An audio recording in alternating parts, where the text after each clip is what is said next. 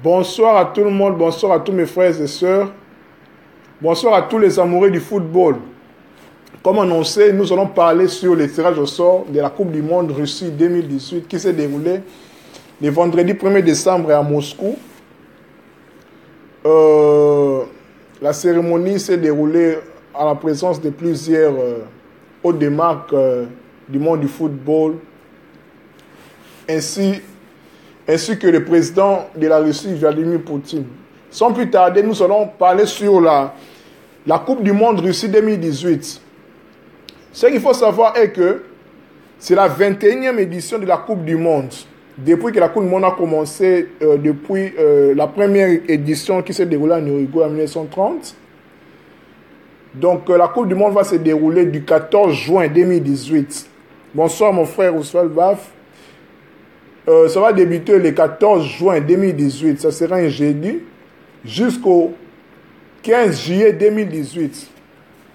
Il y a 32 équipes qui participent. Il y aura 64 rencontres dans 12 différents stades. Les tenants du titre, c'est l'Allemagne, comme vous le savez, vainqueur de la Coupe du Monde, de la dernière Coupe du Monde au Brésil en 2014. Ce qu'il faut savoir aussi est que la Russie a été choisie comme pays organisateur de cette Coupe du Monde. L'annonce est faite il y a quelques années en fait. La Russie a bâti en fait la candidature commune de l'Espagne et du Portugal, de la Belgique et du Pays-Bas et de l'Angleterre. Donc la Russie a gagné par 13 voix en fait. Et puis ce qu'il faut signaler aussi est que la mascotte officielle en fait de la Coupe du Monde 2018 s'appelle Zabivaka. C'est un loup en fait. Et puis ce nom signifie celui qui marque en russe. Le ballon officiel se nomme Telstar 18. C'est un ballon de la marque Adidas qui a été dévoilé en fait le 9 novembre 2017. Vous avez vu aussi lors du tirage au sort en fait le ballon officiel a été présenté. Voilà. Donc comme je l'ai dit tantôt, il y aura 12 différents stades. Le plus grand stade en fait c'est là où se jouera les matchs d'ouverture et la finale. C'est le stade qui s'appelle Loujniki, avec la capacité de 81 000 places. C'est une stade rénovée. Je pense que c'est l'une des finales de la Champions League s'est jouée là-bas. Je pense que c'était en 2005 entre les Milan et l'FC Liverpool. Voilà, il y a 12 stades dans différentes villes, entre autres Kaliningrad, Saint-Pétersbourg, Moscou, Nijni Novgorod, Yekaterinbourg, Kazan, Saransk, Samara, Volgograd, Rostov-sur-le-Don et Sochi. Voilà. Ce sont là les villes, en fait, les stades, là où se dérouleront différentes rencontres. Voilà, sans plus tarder, nous allons maintenant décortiquer les 12, en fait, les 8 groupes répartis avec, en fait, 32 équipes réparties en 8 groupes de 4. Dans le groupe A, il y a notamment le pays organisateur, la Russie, avec l'Arabie Saoudite, l'Égypte et l'Uruguay. Dans le groupe B, nous avons le Portugal, l'Espagne, le Maroc et l'Iran. Dans le groupe C, nous avons la France, l'Australie, le Pérou et le Danemark. Dans le groupe D, nous avons l'Argentine, l'Islande, la Croatie et le Nigeria. Dans le groupe E, nous avons le Brésil, la Suisse, le Costa Rica et la Serbie. Dans le groupe F, l'Allemagne, tenant du titre, Mexique, Suède et Corée du Sud. Dans le groupe G, Belgique, Panama, Tunisie et Angleterre. Et enfin, dans le groupe H, la Pologne, la Colombie, le Sénégal et le Japon.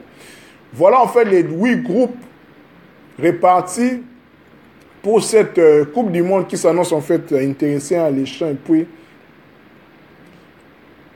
voilà. Et puis nous allons commencer par le groupe A. Nous allons décortiquer. Puis nous allons parler en fait, nous avons fait un petit aperçu sur les chances des équipes africaines. Dans le groupe A, nous avons les pays organisateurs, la Russie, l'Arabie Saoudite, l'Égypte et l'Uruguay. Ici, c'est une poule, je dirais, assez équilibrée en fait, parce que toutes les équipes ici ont la chance de se qualifier en fait pour le deuxième tour, donc le huitième de finale. La Russie part légèrement favori parce que c'est elle le pays organisateur en fait. Donc la Russie fera tout en fait pour ne pas être éliminé au premier tour parce que les grands Russes avec Poutine, tout ça, leur gain là national, c'est eux qui organisent la compétition. Donc au minimum, il faut qu'elle passe au deuxième tour. C'est très important. L'Arabie Saoudite, c'est une équipe de l'Asie aussi qui a fait aussi ses preuves aussi dans différentes coupes du monde. C'est un habitué en fait des coupes du monde, mais qui ne passe pas en fait les premiers tours. Il est éliminé toujours comme c'est une équipe toujours présente quoi. Donc c'est une équipe expérimentée lors des différentes mondiales. Et puis nous avons l'Égypte qui fait son grand retour. Il faut signaler que la dernière participation de l'Égypte, ça remonte en 1990 en Italie. Donc l'Égypte, signalons aussi que l'Égypte, c'est le premier pays africain à participer dans une Coupe du Monde. Donc c'était en 1934 en Italie. Donc l'Égypte fait son grand retour avec sa star de Liverpool, Mohamed Salah, et son gardien qui sera en fait, pour signaler, le recordman en fait de cette Coupe du Monde à 45 ans. El Hadari, les gardiens égyptiens participeront en fait à une Coupe du Monde. Donc c'est un point vraiment à signaler. Et puis nous avons l'Uruguay qui a été en fait pour l'historique le premier pays à organiser une Coupe du Monde en 1930. L'Uruguay avec ses stars, il faut le signaler, Suarez du FC Barcelone et Edison Cavani du Paris Saint-Germain. Donc l'Uruguay sera au rendez-vous. Donc c'est un pool vraiment équilibré. La Russie, l'Arabie Saoudite, l'Égypte, l'Uruguay. Je ferai mon penchant pour la qualification du deuxième tour. Je miserai sur la Russie et l'Uruguay. Donc la Russie et l'Uruguay se qualifieront en fait pour les deuxièmes tours. Ça c'est sur papier. Mais comme je l'ai dit, c'est un groupe vraiment très équilibré parce que l'Égypte peut jouer aussi sa carte aussi. L'Arabie Saoudite aussi, pourquoi pas. Mais je vois plus la Russie sortir premier. L'Uruguay aussi pourrait aussi sortir premier parce que c'est vraiment, comme je l'ai dit, c'est un pool vraiment très équilibré. Donc tout le monde peut jouer sa carte ici. Mais je mise plus sur la Russie et l'Uruguay. À titre de rappel, le match d'ouverture se jouera entre la Russie et l'Arabie Saoudite au stade Luzhniki à Moscou le 14 juin 2018. C'est un jeudi à 18h juste heure locale et 16h, 17h heure d'Europe et d'Afrique. Voilà. Passons au groupe B qui s'annonce vraiment très alléchant. Groupe B, Portugal, Espagne, Maroc, Iran. Waouh! Comme je l'ai dit, pour nous parlons aussi des chances des équipes africaines. Les Maroc, il faut vraiment que le Maroc mise beaucoup vraiment sur sur son équipe et puis avec son entraîneur Hervé Renard qui a fait ses preuves avec la Zambie, champion d'Afrique, la Côte d'Ivoire, champion d'Afrique, et le Maroc qualifié pour la Coupe du Monde. Et puis le Maroc aussi fait son grand retour aussi parce qu'il faut signaler que le Maroc, sa dernière participation à la Coupe du Monde sera en 1998 en France. Donc les Maroc doivent vraiment, pour se qualifier, il faudrait vraiment une surprise ici parce qu'avec avec le Portugal, champion d'Europe en titre avec sa star Cristiano Ronaldo, et l'Espagne, c'est l'une des équipes favorites pour la victoire finale. Donc Portugal, Espagne, Maroc et Iran, il ne faut pas oublier aussi l'Iran, aussi un grand habitué de la Coupe du Monde, sans doute la meilleure équipe asiatique.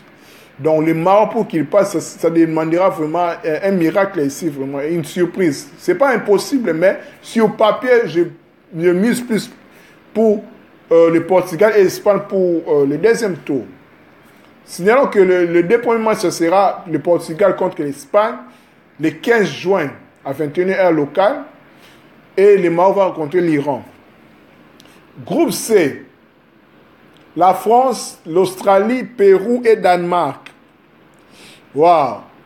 La France, c'est les favoris, en fait, c'est les têtes de série de cette poule. Puis, sur papier, c'est un tirage facile pour la France. La France va sortir premier sur papier.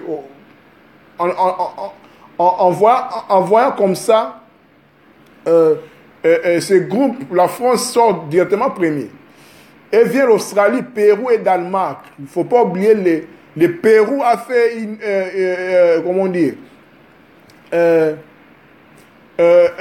une bonne campagne de ses qualifications à aux zones sud, à l'Amérique du Sud. Il a compliqué même en passant l'Argentine en faisant 2 matchs nuls 0-0 à Buenos Aires et à Lima.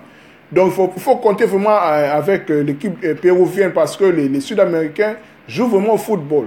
L'Australie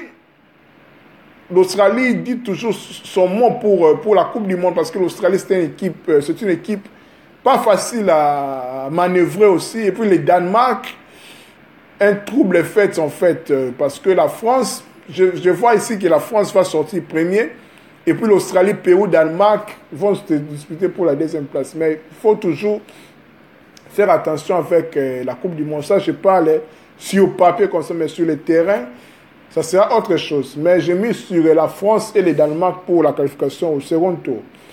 Groupe D, le groupe de l'Argentine, Islande qui participe en fait pour sa première participation à la Coupe du Monde, la Croatie, le Nigeria.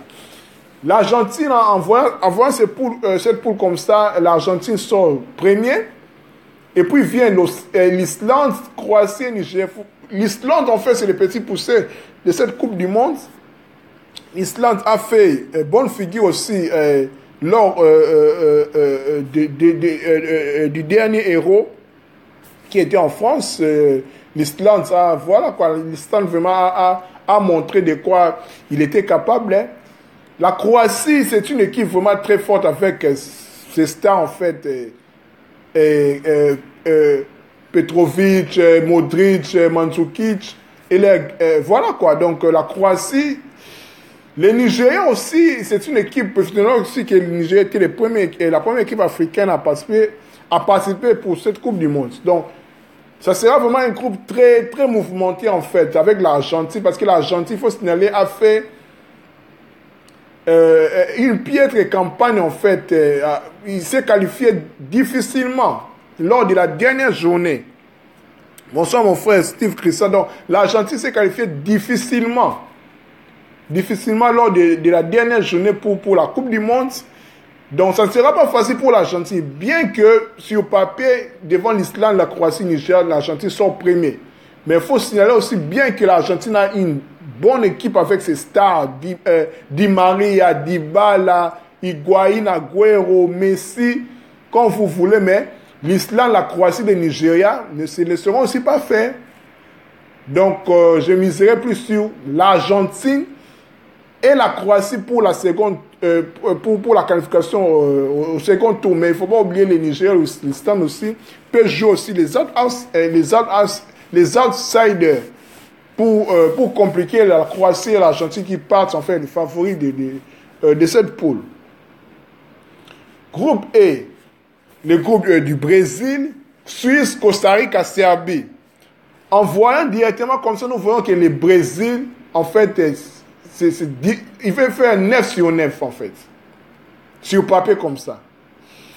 Et puis la Suisse, il faut se dire aussi, la Suisse a fait aussi une bonne campagne aussi de qualification, bien que elle s'est qualifiée au barrage. La Suisse aussi a une très belle équipe aussi. En voyant lors de la dernière Coupe d'Europe, la Suisse a une très bonne équipe. Et la Costa Rica aussi, il faut oublier, en 2014, la Costa Rica a sorti en fait son grand jeu en fait. Il était dans une même poule avec l'Angleterre, enfin l'Angleterre, l'Italie et l'Uruguay. Le Costa Rica, bonsoir mon papa Gilbert Mombilanga. Le Costa Rica a été qualifié lors du second tour, lors de la dernière Coupe du Monde. Il ne faut pas négliger la Costa Rica. Donc, Brésil, Suisse, Costa Rica, Serbie. Serbie aussi, c'est une équipe vraiment très costaud en fait, parce que la Serbie s'est qualifiée directement en sortant premier de son pôle de qualification. Donc, le Brésil en fait sortira premier, ça c'est sûr, sur le papier, mais la Suisse, le Costa Rica, la Serbie joueront aussi leur carte en fait.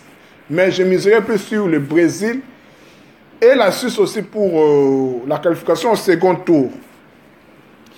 Groupe F, l'Allemagne, les tenants du titre, Mexique, Suède, Corée du Sud. Waouh, c'est un groupe aussi très équilibré en fait. Bien que l'Allemagne, pour moi, se qualifiera comme tenant du titre, en fait, se qualifiera au second tour. Et puis le Mexique, Suède, Corée du Sud. Mexique, Suède, ils vont jouer les cartes pour la deuxième place. Et puis Corée du Sud aussi, un habitué aussi de la Coupe du Monde. Les trois équipes là, Mexique, Suède, Corée du Sud. Il faut signaler aussi que la Suède a éliminé le Grand Italie. Donc, je pense que l'Allemagne va se qualifier avec Mexique, Suède. Je doute un peu, mais mon penchant va vers la Suède. Voilà. Groupe, avant-dernier groupe G. La Belgique, le Panama. Il faut signaler que le Panama, c'est sa première participation pour la Coupe du Monde. Belgique, Panama, Tunisie, Angleterre. Waouh! Je dirais que c'est un groupe très difficile pour la Tunisie. Parce qu'il y a la Belgique avec ses stars. Donc, les sont tombés avec l'Angleterre qui est toujours présent dans les grandes compétitions, mais qui n'a pas vraiment la chance d'aller loin lors de la Coupe du Monde, en fait, même aussi de l'Euro. L'Angleterre a une bonne équipe aussi, la Belgique aussi. Donc, je pense que cette poule, je mets sur la Belgique comme premier et puis l'Angleterre. Le Panama et la Tunisie, ça sera difficile pour eux pour qu'ils passent devant la Belgique et l'Angleterre. Bonsoir, mon vieux Popol Moussassa. Enfin, les groupes H, Pologne, Colombie, Sénégal, Japon. Waouh! C'est le groupe le plus équilibré, je dirais. Parce que la Pologne, c'est la tête des séries de cette poule. La Colombie, qui a fait une grande Coupe du Monde, une grande coupe du Monde 4 ans passés au Brésil. Le Sénégal aussi qui revient en force en fait, parce que le Sénégal, il faut signaler, c'est l'une des meilleures équipes africaines en fait. Et puis le Japon habitué de grandes compétitions sur de la Coupe du Monde, le Japon à l'extérieur de la Coupe du Monde. Donc, cette poule, c'est vraiment très équilibré. C'est difficile pour pronostiquer qui va se qualifier pour le huitième de finale entre la Pologne, la Colombie, le Sénégal et le Japon. C'est difficile de parier. Mais à voir comme ça, je dirais Pologne et Colombie. Mais là, c'est sur le papier, mais c'est vraiment très difficile, quoi. Donc, toutes les quatre ces équipes ont leur chance vraiment à se qualifier pour le second tour. Voilà, en fait, l'aperçu de tous les 8 groupes, en fait. Voilà. Donc, pour faire un petit récapitulatif, groupe A. Le groupe A est composé de la Russie, pays organisateur, de l'Uruguay, de l'Arabie Saoudite et de l'Égypte. Groupe B. Le groupe B est composé du Portugal, champion d'Europe en titre, l'Espagne, le Maroc et l'Iran. Groupe C. La France, l'Australie, le Pérou et le Danemark. Groupe D. Argentine, Islande, Croatie, Nigeria. Groupe E. Brésil, Suisse, Costa Rica, Serbie. Groupe F. Allemagne, Mexique, Suède, Corée du Sud. Groupe G. Belgique, Panama, Tunisie, Angleterre. Et enfin, le groupe H est composé de la Pologne, la Colombie, le Sénégal et le Japon. Voilà en fait l'objet de notre audio. Merci beaucoup à ceux qui ont pris le temps de nous suivre. À nous revoir la prochaine fois pour d'autres sujets sportifs, culturels, spirituels, politiques, comme vous voulez. Merci, c'était votre ami et frère Kaling Alider. À nous revoir la prochaine fois. Merci, peace and love. Bye bye.